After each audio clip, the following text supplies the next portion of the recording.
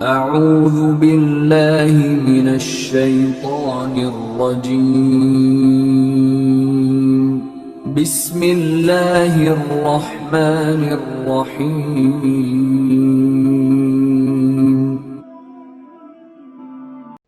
معزز سامعین کرام، اللہ رب العالمین نے قرآن پاک کی سورۃ الحجرات کی آیت نمبر 2 میں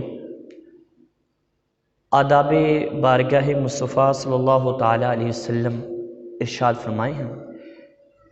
نبی کریم علیہ السلام کی تعظیم، توقیر اور ادب مصطفیٰ کہ تم لوگوں نے میرے محبوب کی بارگاہ میں حاضر ہونا ہے تو آواز کتنی رکھنی ہے اور پکارنا کس طرح سے ہے۔ اللہ تبارک و تعالیٰ نے قرآن پاک کے اندر ارشاد فرمایا کہ یا ایھا الذین آمنوا لا ترفعوا اصواتکم، اے ایمان والو تم اپنی آوازوں کو بلند نہ کرو۔ اصواتکم فوق صوت النبی، اپنی آوازوں کو میرے محبوب علیہ السلام نبی کریم علیہ السلام کی آواز سے بلند نہ کرو۔ کہ جہر بعضکم لبعض، جیسا کہ تم آپس میں ایک دوسرے سے چلا کر بات کرتے ہو، زور زور سے بات کرتے ہو اور ایک دوسرے کو بلند آواز سے کیا کرتے ہو، اپنی طرف متوجہ کرتے ہو، تو میرے محبوب کی بارگاہ میں آنا ہے تو ایسا ہرگز نہیں کرنا۔ لا ترفعوا اصواتکم فوق صوت النبی ولا تجہروا له بالقول كجہر بعضکم لبعض ان تحبط، کہ تم نے آپس میں جس طریقے سے پکارتے ہو اس طریقے سے تم نے میرے محبوب کو نہیں پکارنا۔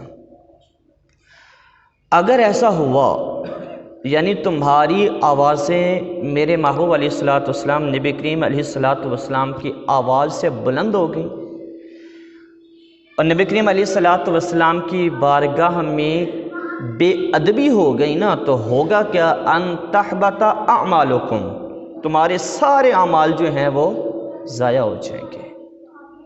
ان تحبط اعمالکم وانتم لا تشعرون، فرمایا کہ تمہارے اعمال تو ضائع ہوں گے اور ضائع اس طریقے سے ہوں گے کہ تمہیں خبر تک ہی نہیں ہوگی کہ تمہارے اعمال کیا ہو گئے، ضائع ہو گئے۔ تم اپنے گمان میں اپنے اعمال لے کر پھر رہے ہوں گے، اپنی نیکیاں لے کر پھر رہے ہوں گے، لیکن صرف اس بے ادبی کی وجہ سے کہ تمہاری آواز ہی کیا ہوگی، میرے محبوب کی آواز سے بلند ہوگی، اللہ تمہارے سارے اعمال کو کیا کر دے گا، ضائع فرما دے گا۔ ان تحبط اعمالکم وانتم لا تشعرون، اور تمہیں اس کی خبر تک نہیں ہوگی۔ یہ بڑی بات تھی، یہ زیادہ خطرناک بات ہو جاتی ہے کہ بندے کو ایک چیز کا علم، کسی چیز کے بارے میں علم آ جائے نا، پھر بندہ اس کے مطابق پلاننگ کر لیتا ہے، اس کے مطابق احتیاط کر لیتا ہے، اور بندے سے ہو جائے تو پھر بندہ کیا کر لیتا ہے، توبہ بھی کر لیتا ہے، گناہ سرزد ہو جائے۔ اور ایک چیز کا علم ہی نہیں ہے کہ ہوا ہے یا نہیں، مطلب یہ کہ وانتم لا تشعرون، یہ بھی اس کا مطلب یہ ہے کہ تمہیں پھر توبہ کی توفیق بھی میسر نہیں ہوگی، اور بغیر توبہ تم اس دنیا سے کیا ہو جاؤ گے، رخصت ہو جاؤ گے۔ یہ حدیث پاک ہے اور اس کا کیا ہے، ترجمہ ہے، جس میں ہمارے لیے بڑی رہنمائی ہے، اور بارگاہ مصطفی صلی اللہ علیہ وسلم کے آداب ہمیں اس آیت کریمہ میں سکھائے گئے ہیں۔ اس آیت کریمہ کے شان نزول کے متعلق نا 2-3 اقوال ہیں، لیکن میں آپ کو ایک قول اس آیت کریمہ کے شان نزول کے متعلق آپ کی گوش گزار کرنا چاہوں گا کہ حضرت عبداللہ ابن عباس رضی اللہ تعالی عنہ آپ فرماتے ہیں کہ یہ جو آیت مبارکہ ہے نا، وہ صحابی رسول ہیں حضرت ثابت بن قیس رضی اللہ تعالی عنہ۔ یہ صحابی ہیں اور ان کو نا ثقل سماعت کا عارضہ لاحق تھا، یعنی اونچا سنتے تھے، کسی بھی آواز کو اونچا سنتے تھے۔ اور آپ جانتے ہیں کہ جس بندے کو ثقل سماعت کا عارضہ ہونا، وہ اونچا سنتا ہے تو گمان یہ کرتا ہے کہ شاید دوسرے بندہ بھی کیا کرتا ہے، اونچا سنتا ہے۔ چونکہ اس کو ثقل سماعت ہوتی ہے تو دوسرے کے بارے میں بھی اس کا یہ گمان ہوتا ہے، تو جب دوسرے کو اس نے بات کرنا ہو نا تو وہ بلند آواز سے بات کرتا ہے کہ میری آواز اس تک کیا ہو جائے، پہنچ جائے۔ چونکہ اس تک صحیح طریقے سے پہنچنی ہوتی ہے تو وہ یہ سمجھ رہا ہوتا ہے کہ شاید آگے والے بندے کو وہ یہ میری آواز صحیح سنائی نہیں دے رہی۔ تو یہ حضرت ثابت بن قیس رضی اللہ تعالی عنہ آپ کو جب یہ عارضہ لاحق تھا نا ثقل سماعت کا، اونچا سننے کا، تو حضور علیہ الصلوۃ والسلام کی بارگاہ میں اللہ معاف کرے وہ کوئی بے ادبی کی وجہ سے نہیں ہوتا تھا، بلکہ تو عارضے کی وجہ سے تھا کہ ان کی آواز کیا ہو جاتی تھی، جب حضور علیہ الصلوۃ والسلام سے کوئی سوال کرنا ہوتا نا تو ان کی آواز بلند ہو جاتی تھی۔ اب اللہ تبارک و تعالیٰ نے اس سے بھی منع فرما دیا کہ یہ عارضہ بھی ہو تو پھر بھی میرے محبوب کی آواز سے تمہاری آواز بلند نہیں ہونی۔ جب یہ آیت کریمہ نازل ہوئی نا تو حضرت ثابت بن قیس رضی اللہ تعالیٰ عنہ بڑے پریشان ہوئے، بہت پریشان ہوئے، اور گھر میں جا کر بیٹھ گئے، حضور کی بارگاہ میں آنا چھوڑ دیا کہ کہیں بے ادبی نہ ہو جائے، اور بے ادبی کی وجہ سے میری پوری زندگی کی جو کمائی ہے نیک اعمال کی صورت کے اندر، جتنے میں نے نیک اعمال کی ہیں، کہیں ایسا نہ ہو کہ ان تحبط اعمالکم، کہ اس کے زمرے کے اندر آ جاؤں اور اس کی زد کے اندر آ جاؤں اور میرے سارے اعمال کیا ہو جائیں، غارت ہو جائیں۔ گھر میں پریشان ہو کے کیا ہو گئے، بیٹھ گئے، اور گمان یہ کرتے تھے کہ کہیں میں اہل نار سے تو نہیں ہو گیا، پریشان ہوتے تھے۔ ایک دن گزرا، دو گزرے، تین گزرے، آقا کریم علیہ الصلوۃ والسلام غلاموں کو اپنی نگاہوں میں رکھتے تھے کہ کون کہاں ہے، کون آ رہا ہے، کون نہیں آ رہا۔ سارے غلام میرے آقا کی کیا تھے، نگاہوں کے اندر تھے۔ تو حضرت ثابت بن قیس کچھ دن کے لیے نہ آئے نا تو حضور علیہ الصلوۃ والسلام نے پوچھا صحابہ کرام سے کہ ثابت نہیں آ رہا آج کل۔ تو حضرت سعد رضی اللہ تعالیٰ عنہ آپ اس کے پڑوسی تھے، انہوں نے آقا کریم علیہ السلام کے بارے میں عرض کی، یا رسول اللہ صلی اللہ تعالیٰ علیہ وسلم، جہاں تک مجھے پتہ ہے حضرت ثابت بن قیس کو کوئی بیماری نہیں ہے، کوئی معذوری نہیں ہے، نہ جانے کہ وہ کیوں نہیں آ رہا آپ کی بارگاہ میں۔ تو حضرت سعد بن قیس پھر اس کے پاس گئے، حضرت ثابت بن قیس کے پاس گئے کہ پوچھا کہ آج آقا نے تمہارا نام پوچھا ہے، تم آ کیوں نہیں رہے نماز کے لیے، یعنی مسجد نبی میں حاضری کیوں نہیں دے رہے؟ تو انہوں نے ساری بات بتائی کہ یہ آیت کریمہ نازل ہو گئی ہے اور مجھے لگ رہا ہے کہ یہ میرے متعلق ہی نازل ہوئی ہے، اور میں تو اہل نار سے ہو گیا، میں تو بے ادبی کر بیٹھا، میرے تو اعمال سارے ضائع ہو گئے، میں تو اہل نار سے ہو گیا۔ جب وہ پریشان تھا تو حضرت سعد رضی اللہ تعالیٰ حضور کے پاس آئے اور آ کر آقا کریم کو ساری بات بتلائی کہ وہ کیوں نہیں آ رہا۔ یا رسول اللہ، یہ آیت کریمہ نازل ہوئی ہے، اور وہ سمجھ یہ بیٹھا کہ شاید میرے سارے اعمال کیا ہو گئے، ضائع ہو گیا، کیونکہ اونچا کون بولتا ہے، میں ہی بولتا ہوں، اور وہ یا رسول اللہ یہ گمان کرتا ہے کہ میں شاید وہ کیا اہل نار سے ہو گیا، اہل دوزخ سے ہو گیا۔ آقا نے فرمایا کہ جا کر اسے تسلی دو، اسے مسجد نبوی میں لاؤ، وہ اہل نار سے نہیں ہے بلکہ اللہ نے اسے جنت کا حقدار بنا دیا ہے، وہ جنتی ہے، وہ اہل نار نہیں ہے، وہ دوزخی نہیں ہے، بلکہ وہ کیا ہے، جنتی ہے۔ وہ آئے اور ہمارے پاس بیٹھے۔ اللہ تبارک و تعالیٰ نے آیت کریمہ جب نازل کی نا، صحابہ کرام علیہم رضوان کو جب یہ سنائی کہ انہیں پتہ چلا، تو پھر سیدنا صدیق اکبر، سیدنا عمر فاروق، مولا علی، عثمان غنی رضی اللہ تعالیٰ عنہ بڑی احتیاط کرتے تھے، اور اتنی آہستہ آواز سے بات کرتے تھے، اتنی آہستہ آواز سے کہ بس اوقات آقا کریم فرماتے تھے کہ ذرا اونچی بولو، مجھے سنائی نہیں دے رہا، اتنی احتیاط۔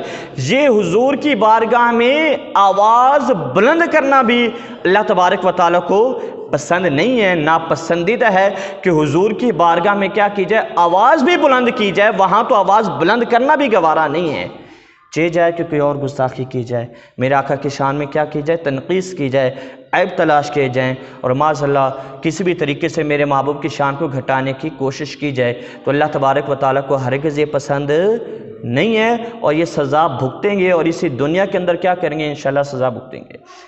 حضور علیہ الصلوۃ والسلام کی تعظیم اور توقیر اور بارگاہ مصطفی صلی اللہ تعالیٰ علیہ وسلم کے آداب اس آیت کریمہ کے اندر کیا کیجئے، سکھائے گئے۔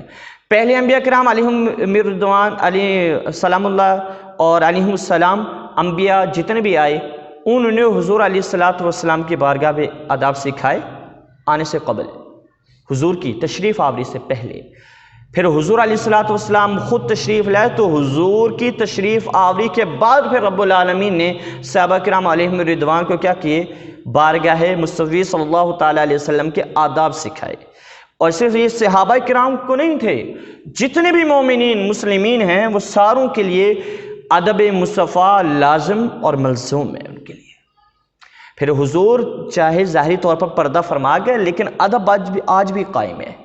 حضور کی بارگاہ کے آداب ختم نہیں ہوئے، حضور علیہ الصلوۃ والسلام کی تعظیم اور توقیر ختم نہیں ہوگی۔ وہ جس طریقے سے ظاہری حیات طیبہ میں لازم تھی، اسی طریقے سے آج بھی کیا ہے؟ لازم ہے، اور اس کے بنا چارہ نہیں ہے۔ آج بھی جب میرے محبوب علیہ الصلوۃ والسلام کے روضہ اقدس پر جا کر کوئی بے ادبی کرے تو انتحبط اعمالکم، یعنی آواز پست کرے، آواز بلند کرے، پست نہ رکھے اپنی آواز کو، تو آج بھی خطرہ ہے کہ انتحبط اعمالکم اس کی زد کے اندر وہ آ سکتا ہے۔ وانتم لا تشعرون، اور اسے شعور بھی نہ ہو اس چیز کا۔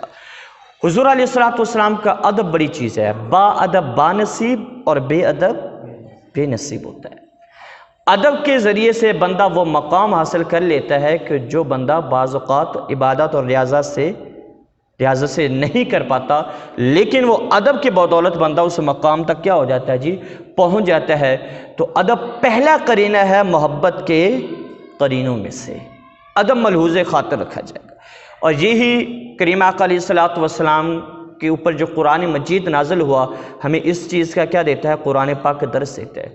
بڑے بڑے اولیاء اعظام، مشائخ اعظام، علماء دین، جنہوں نے حضور کی بارگاہ میں حاضری دی، لیکن ان کی آوازیں نہیں نکلتی تھی حلق سے۔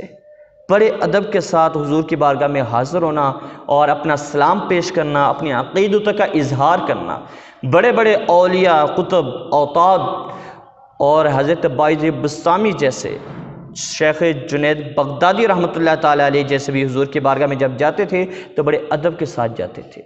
اور ادب کرنے والوں نے تو میرے محبوب علیہ الصلوۃ والسلام کی حدیثوں کا بڑا ادب کیا۔ جناب حضرت امام مالک رحمۃ اللہ تعالیٰ علیہ کے پاس ایک شخص آیا حضور علیہ الصلوۃ والسلام کی حدیث سیکھنے کے لیے۔ آقا کریم علیہ الصلوۃ والسلام کی حدیث سیکھنے کے لیے وہ چل کر جب امام مالک رحمۃ اللہ تعالیٰ علیہ کے پاس آیا، دروازہ کھٹکھٹایا۔ جناب حضرت امام مالک رحمۃ اللہ تعالیٰ علیہ نے دروازہ کھولا، دعا و سلام ہوئی، سلام کے بعد حال حوال پوچھا اور غرض پوچھی، آنے کی مقصد۔ اسے کہا حضرت میں آپ کے پاس آیا ہوں، حضور علیہ الصلوۃ والسلام کی فلاں حدیث مجھے سنا دیں، میں اس کا علم سیکھنے کے لیے آپ کے پاس آیا ہوں۔ آپ نے اس کو بٹھایا اور آپ نے کہا کہ آپ تھوڑی دیر بیٹھو، میں آتا ہوں۔ آپ اپنے گھر میں گئے اور گھر میں جانے کے بعد آپ نے کیا کیا؟ سب سے پہلے غسل فرمایا، غسل فرما کر کپڑے بدلے، اچھے کپڑے پہنے، کپڑے بدل کر خوشبو لگائی اور اچھے طریقے سے تیار ہو کے امامہ شریف سجا کے نا اب اس بندے کو کیا کرنے آئے؟ حدیث سکھانے کے لیے آئے، اور لرزتے لرزتے اس کے سامنے بیٹھے۔ انہوں نے حدیث پاک کا کیا کیا؟ عمل کیا۔ اور یہی وہ امام مالک رحمۃ اللہ تعالیٰ علیہ جب مدینہ شریف پہنچے تھے نا، مدینہ شریف، تو مدینہ شریف سے باہر نہیں جاتے تھے، مدینہ شریف سے باہر تشریف نہیں لے کے جاتے تھے، بس اس وقت جاتے تھے جب کیا ہوتی تھی؟ قضاء حاجت ہوتی تھی۔ باقی سارا وقت مدینہ شریف کے اندر گزارتے تھے۔ کیوں؟ اس حدیث پاک کی وجہ سے کہ کریم آقا علیہ الصلوۃ والسلام نے فرمایا کہ جو شخص نا جس کو موت آئے تو وہ کوشش کرے کہ مدینہ کے اندر اس کو موت آئے۔ کیوں؟ جب اس کو مدینہ کے اندر موت آئے گی نا تو قیامت والے دن میں اس کی کیا کروں گا جی؟ سفارش کروں گا اور اس کی شفاعت کروں گا۔ تو امام مالک ایک جانب ادب بھی تھا کہ کبھی بھی آقا کریم علیہ الصلوۃ والسلام کے مدینہ طیبہ کے اندر بول و براز نہیں فرمایا، باہر تشریف لے جاتے تھے اس کے لیے، اور پھر باقی سارا وقت کیا کرتے تھے؟ حضور علیہ الصلوۃ والسلام کے مدینہ طیبہ کے اندر گزارا کرتے تھے۔ حضور علیہ الصلوۃ والسلام کا ادب اور اللہ تبارک و تعالیٰ نے جیسے ہمیں سکھایا کہ ادب کریم آقا علیہ الصلوۃ والسلام کا جاری و ساری رہے گا، اور ادب کی بدولت کیا کیے جائیں گے؟ مقامات حاصل کیے جائیں گے۔ اگر ادب نہیں ہوگا تو پھر کچھ بھی نہیں ہوگا۔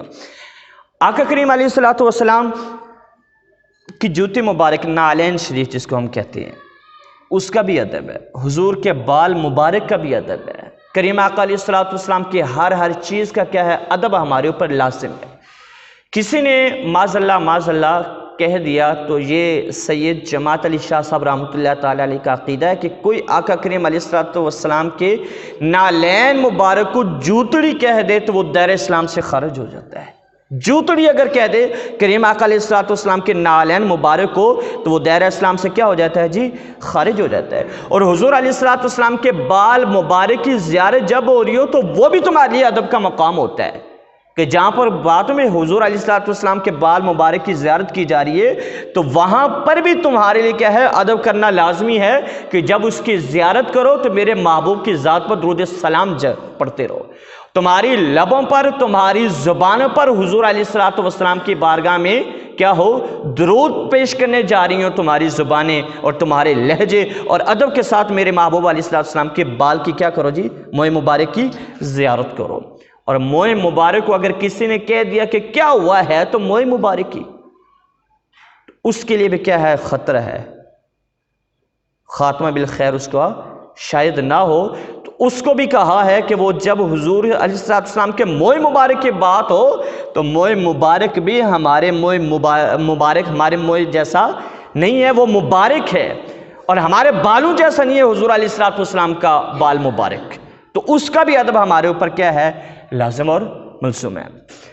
حضور علیہ السلام کے ادب کی بدولت صحابہ کرام علیہم الرضوان نے کیا کی جی، فتح حاصل کی، اور حضور علیہ السلام کے ادب کی بدولت صحابہ کرام علیہم الرضوان نے کیا کر لیے جی، اپنا نام آج بھی ان کا کیا ہے، ہماری زبانوں پر جاری و ساری ہے۔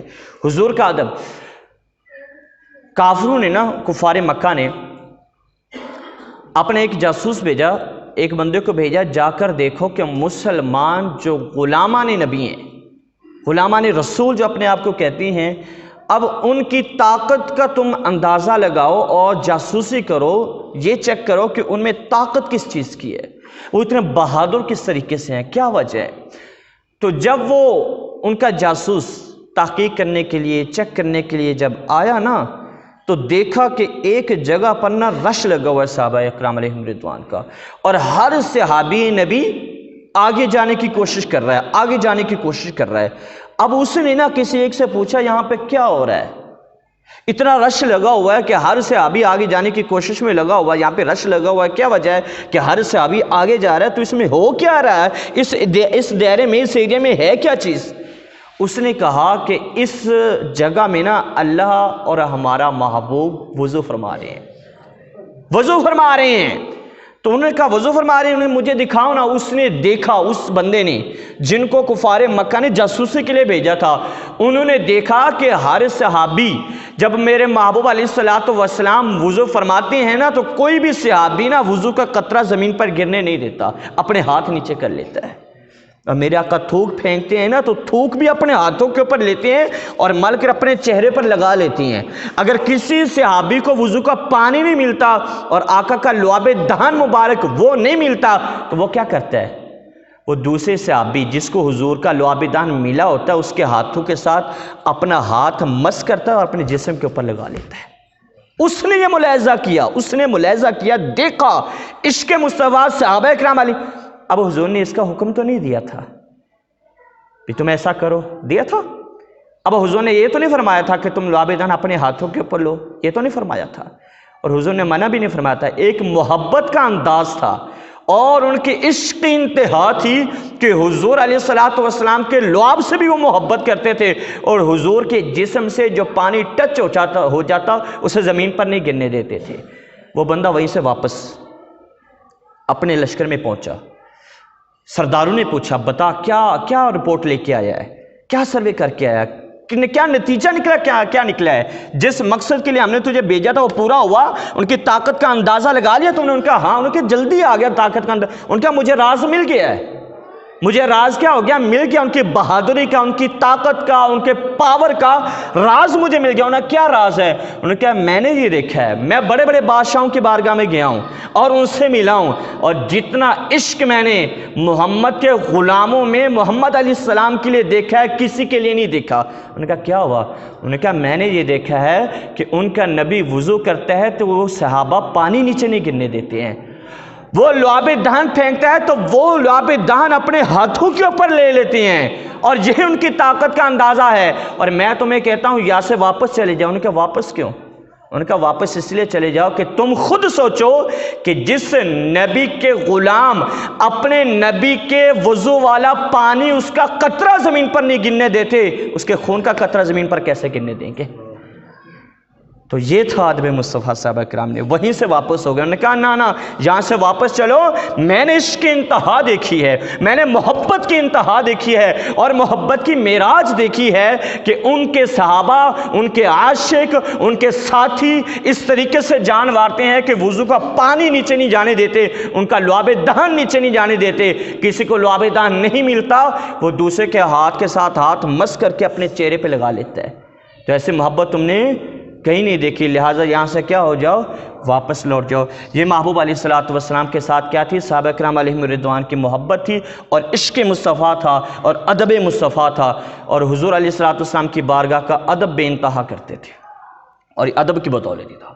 حضرت موسیٰ خصائص الکبریٰ کے اندر حدیث پاک ہے کہ سیدنا موسیٰ علیہ السلام کے زمانہ کے اندر ایک شخص وفات پا گیا. محلے والوں میں ان کا اچھا نام نہیں تھا. محلے والے اس کے کرتوتوں سے واقف تھے, اس کے اعمال بد اعمالیوں سے کیا تھے؟ واقف تھے. اور محلے والا کوئی بھی ان کو اچھا نہیں جانتا تھا. جب اس کی وفات ہوگی نا تو محلے والوں نے بغیر کفن کے اس کو روڑی کے اوپر پھینک دیا, نہ اس کو دفنایا.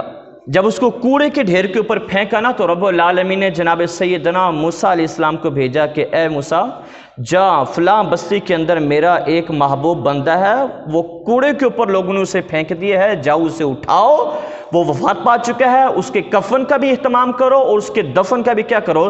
انتظام کرو, جاؤ. موسیٰ علیہ السلام وہاں پہ گئے. وہاں پہ جب گئے موسیٰ علیہ السلام اس کو اٹھانے لگے تو محلے والے جمع ہو گئے.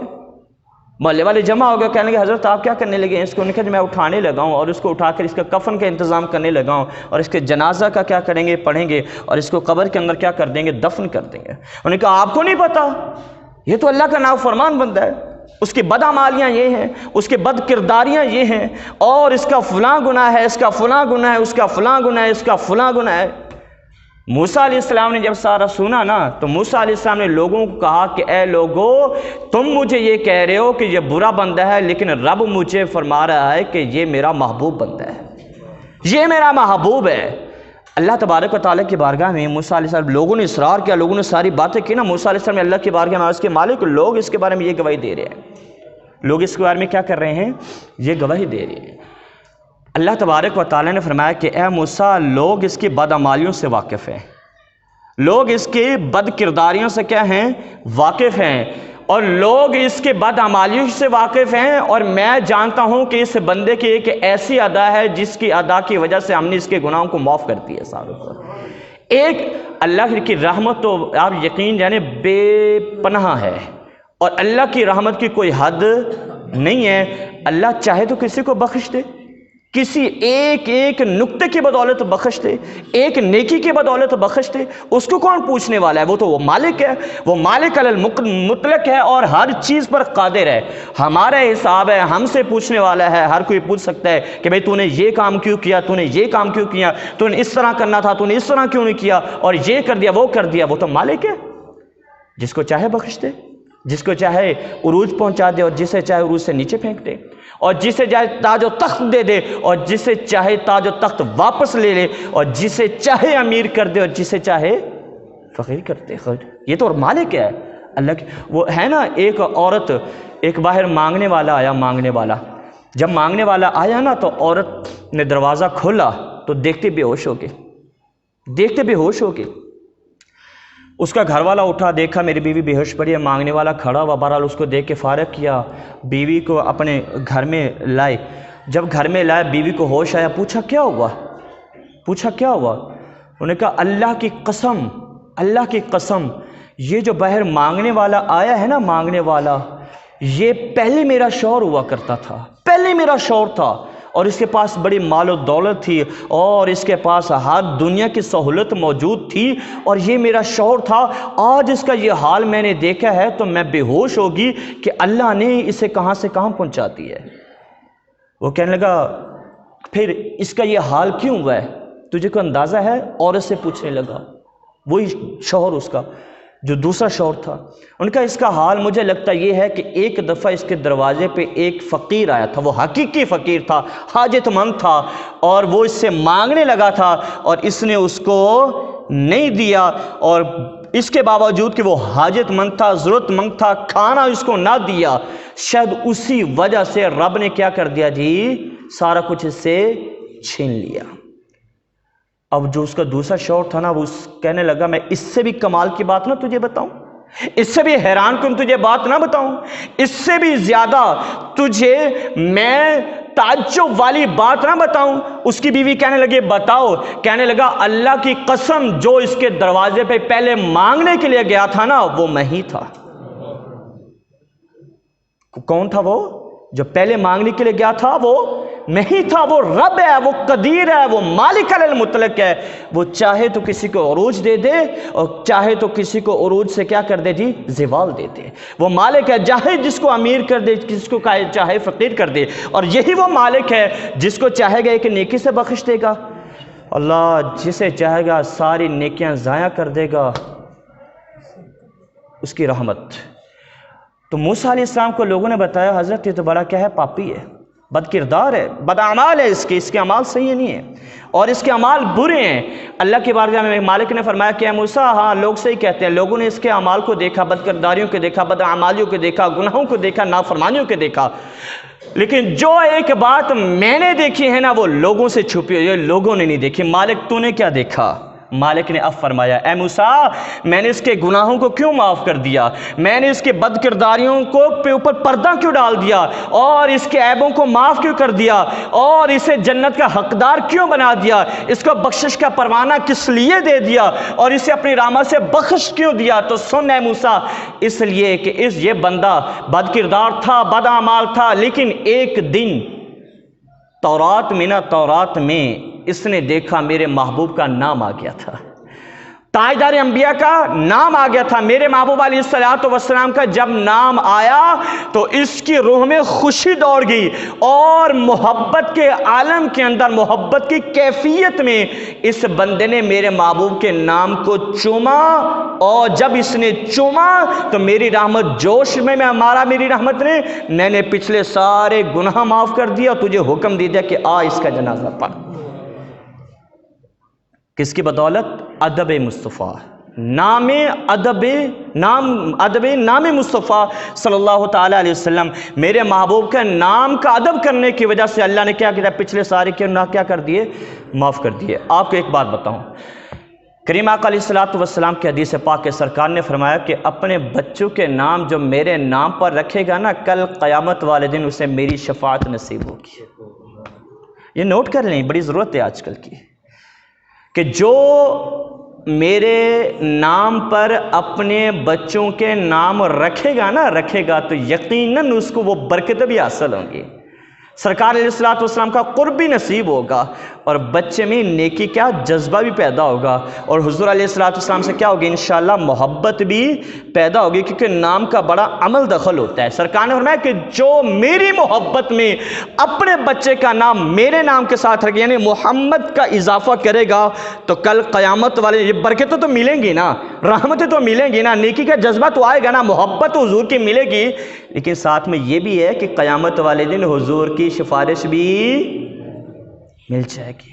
میں حیران ہوتا ہوں، آج کل کے نام ہی عجیب و غریب ہیں، میرے پاس آتے ہیں نا نام لے کر، صاحب یہ نام ہم نے لکھے ہیں، تو ان میں نا کوئی آپ سلیکٹ کر دیں۔ شکر ہے میں بھی کہتا ہوں مشورہ کر لیتے ہیں، کچھ تو مشورہ بھی نہیں کرتے، اب ٹھوک دیا نام، اور میں بعض کا لسٹ پڑھتا ہوں نا یا دیکھتا ہوں نام، تو آپ یقین نہیں جانیں گے ایسے ایسے نام، اور بعد میں میں پوچھتا ہوں بھئی یہ نام لیے کہاں سے ہیں؟ چلو میں خود، وہ بچے ہوتے ہیں، بچے لے کے، بڑے تو آتے نہیں، بڑے تو پھر بتائیں نا اندر کی بات، کیا لکھے کہاں سے ہیں؟ وہ تو نہیں بتاتے، بچے بتا دیتے ہیں۔ میں نے کہا یار بچے یہ نام لائے کہاں سے؟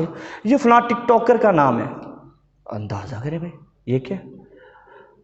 اچھا جی یہ کس کا نام ہے؟ اب وہ بچے ہیں نا، بچے کہہ رہے جی یہ فلاں ڈرامے کے اندر وہ آتی ہے اس کا نام ہے۔ میں اللہ کے بندے، اب وہ تو بچے ہے، اس کے سمجھانا۔ پھر الحمدللہ جو مشورہ کرتا ہے، پھر ان کو نام جو دیتے ہیں وہ صحابیہ صحابہ کے نام کے اوپر چلیں، آقا کریم علیہ السلام کا نام چنیں۔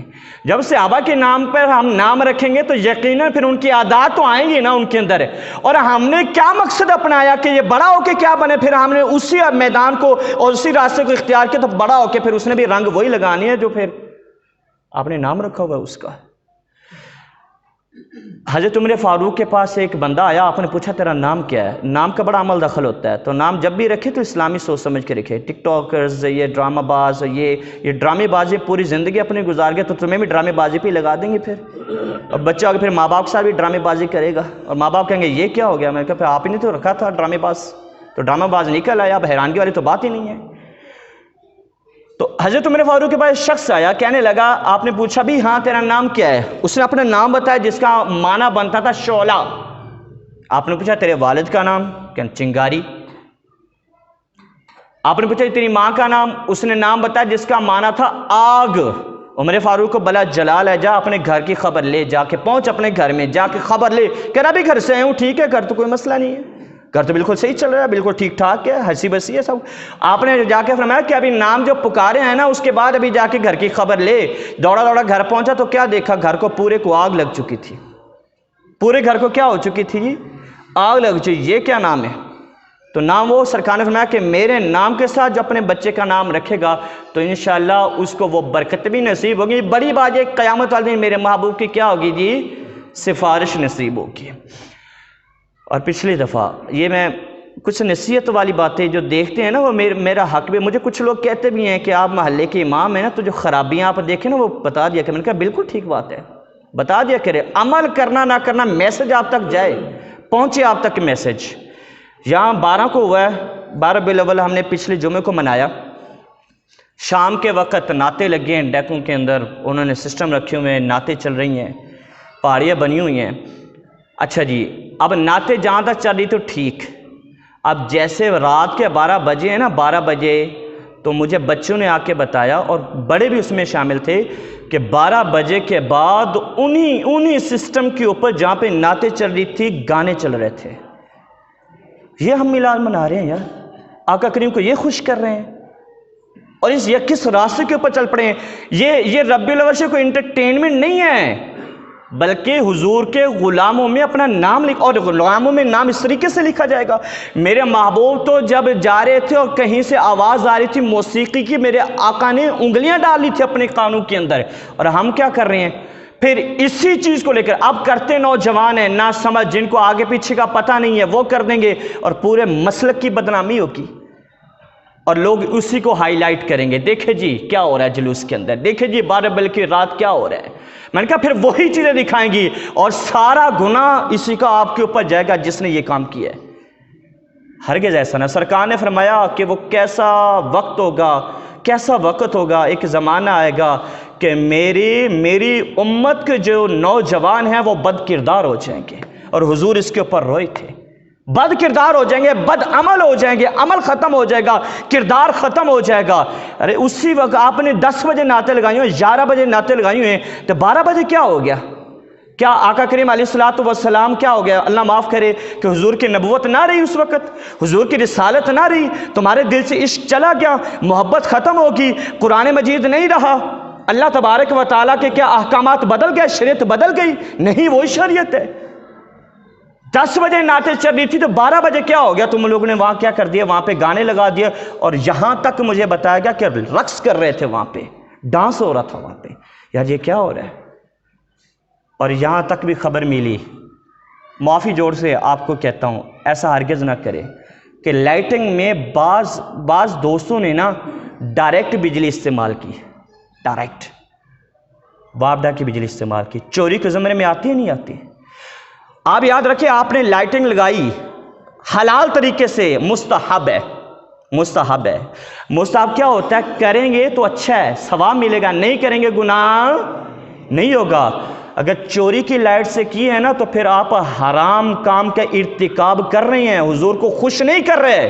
یقین جانیں آقا خوش نہیں ہوں گے, آقا غضبناک ہوں گے. اس سے بہتر یہ تھا کہ تو اپنے گھر میں بیٹھ جاتا, لائٹنگ نہ کرتا, گھر میں بیٹھ کے نا آقا پر درود و سلام پڑھتا, حضور علیہ السلام کی اکیلے میں نعت پڑھتا, اور حضور علیہ السلام کے لیے اپنے جذبات کا اظہار درود شریف کی شکل کے اندر پیش کرتا, اور کچھ نہیں. گھر والوں کو بٹھا کر کیا کرتے؟ حضور پر درود پاک پڑھتے. میں کہتا ہوں حضور تیرے سے بھی خوش ہو جاتے, تیرے گھر والوں سے بھی خوش ہو جاتے. لیکن تو نے اگر یہ کام کیا, یقین جان بہت غلط کیا, حضور کی شریعت کو فالو نہیں کیا، حضور کی آنکھوں کو ٹھنڈک اور حضور علیہ الصلوۃ والسلام کو راحت اور چین تو نے نہیں پہنچایا۔ اللہ کی بارگاہ میں ان چیزوں پر عمل کریں کہ ہم میلاد منائیں گے، حضور کا جشن ملائیں گے، حضور آئے، یہ خوشی ہے، اور امتی کا حق بھی بنتا ہے کہ خوشی کا اظہار کرے، لیکن خوشی کا اظہار کیا ہوگا جی؟ شریعت کے دائرہ کے اندر ہی ہوگا۔ اگر آپ شریعت کے دائرہ سے حد کراس کریں گے اور اس کا سوچیں گے نا، پھر بہتر یہ ہے آپ گھر میں بیٹھیں، میرے ماں باپ پر درود پڑھیں، آپ کا میلاد بھی ہو جائے گا، آپ کا جلوس بھی ہو گیا، آپ کی ہر چیز ہو جائے گی۔ اللہ کی بارگاہ میں دعا ہے کہ مالک ہم سب کو عمل کی سعادت نصیب فرمائے، آمین۔ وآخر دعوانا الحمدللہ رب العالمین۔